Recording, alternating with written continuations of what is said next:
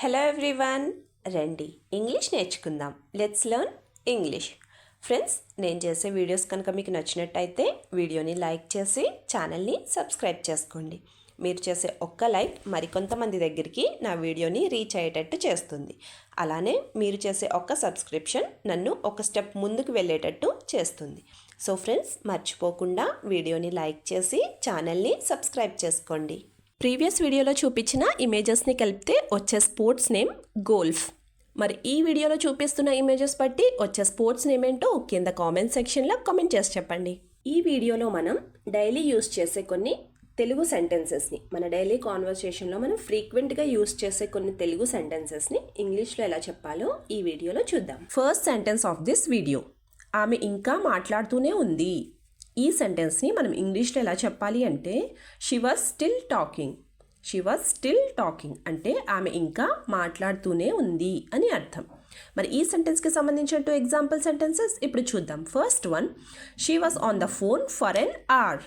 She was on the phone for an hour అంటే గంట నుంచి ఆమె ఫోన్లోనే ఉంది లేదా ఫోన్ మాట్లాడుతూనే ఉంది అని అర్థం. Second example, are you still sleeping? How many times do I have to tell you to wake up? Are you still sleeping? How many times do I have to tell you to wake up అంటే నువ్వు ఇంకా నిద్రపోతూనే ఉన్నావా, నిన్ను ఎన్నిసార్లు లేవమని చెప్పాలి అని అర్థం. Next one, ఇదంతా ఎందుకు ముందు ఆలోచించలేదు. ఈ సెంటెన్స్ని మనం ఇంగ్లీష్లో ఎలా చెప్పాలి అంటే why don't you think of all this before?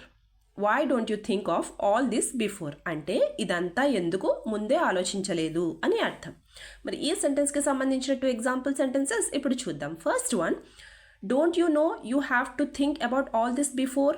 Don't you know you have to think about all this before అంటే ఇదంతా ముందే ఆలోచించాలని నీకు తెలీదా అని అర్థం.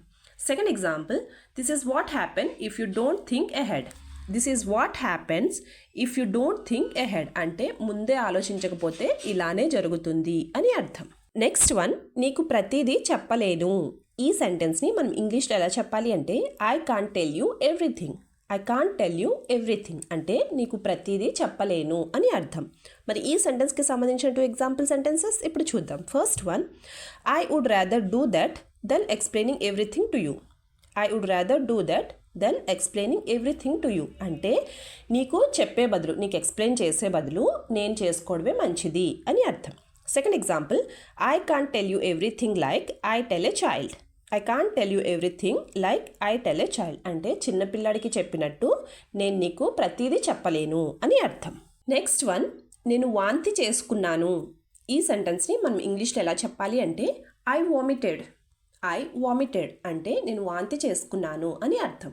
మరి ఈ సెంటెన్స్కి సంబంధించిన 2 ఎగ్జాంపుల్ సెంటెన్సెస్ ఇప్పుడు చూద్దాం. First one, I have now vomited because the food I ate in the morning was not digested properly. I have now vomited because the food I ate in the morning was not digested properly అంటే నేను పొద్దున్న తిన్న food నాకు సరిగ్గా అరగకపోవడం వల్ల నేను వాంతి చేసుకున్నాను అని అర్థం. Next example, I feel nauseous for a long time. I feel nauseous for a long time.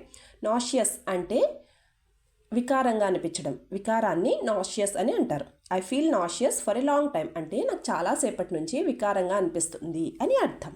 Next one, అందరూ నన్ను ఎందుకు చూస్తున్నారు. ఈ సెంటెన్స్ని మనం ఇంగ్లీష్లో ఎలా చెప్పాలి అంటే why is everyone looking at me. Why is everyone looking at me అంటే అందరూ నన్ను ఎందుకు చూస్తున్నారు అని అర్థం. మరి ఈ సెంటెన్స్కి సంబంధించిన 2 ఎగ్జాంపుల్ సెంటెన్సెస్ ఇప్పుడు చూద్దాం. First one, I feel like everyone is watching me. I feel like everyone is watching me అందరూ నన్నే గమనిస్తున్నారని నాకు అనిపిస్తుంది. వాచింగ్ మీ అంటే గమనిస్తున్నారు, నన్ను గమనిస్తున్నారు అని అర్థం. లుకింగ్ ఎట్ మీ అంటే నన్నే చూస్తున్నారు అని అర్థం.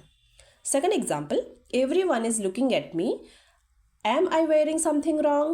Every one is looking at మీ.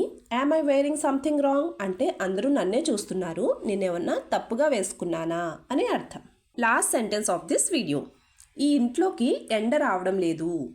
ఈ సెంటెన్స్ని మనం ఇంగ్లీష్లో ఎలా చెప్పాలి అంటే there is no sunlight coming into this house. There is no sunlight coming into this house అంటే ఈ ఇంట్లోకి ఎండ రావడం లేదు అని అర్థం. మరి ఈ సెంటెన్స్కి సంబంధించిన ఎగ్జాంపుల్ సెంటెన్స్ ఇప్పుడు చూద్దాం. I don't like this house at all because there is not even a bit of sunlight coming into this house.